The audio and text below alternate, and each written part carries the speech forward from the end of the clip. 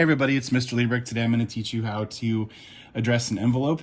It's a pretty important skill that a lot of people don't necessarily learn in school, so I wanted to take a few moments and teach you about it.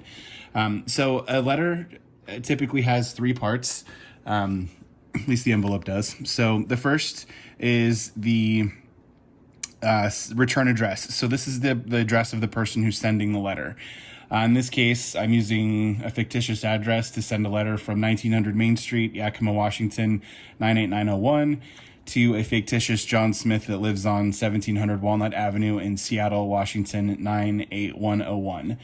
So you need the address. This is the house number or business number of the physical address, and this is the street that it's on, so Main Street. You need the city.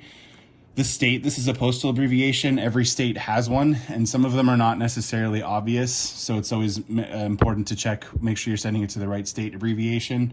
And the zip code. So the zip code is important. Yakima has, I think, 3 or 4 zip codes that most people live in, so it's important to make sure you got the right one. So when you're sending a letter, you need to make sure that it's legible. The post office can't deliver a letter that's not legible, so some people print labels, some people write very clearly and slowly. But you need to make sure that this part is visible so that the post office knows where to take your letter. The last part is the stamp. The post office sells all kinds of stamps. These are forever stamps.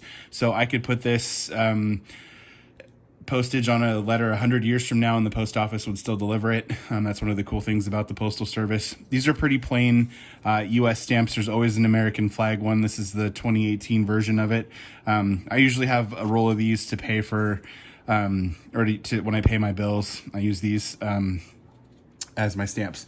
Now, if I'm sending stamps to like my nieces or nephew, these are for my nephew. He likes dinosaurs, so I have some T-Rex stamps for him. I'm almost out. Actually, I need to probably see if I can still find some more of these.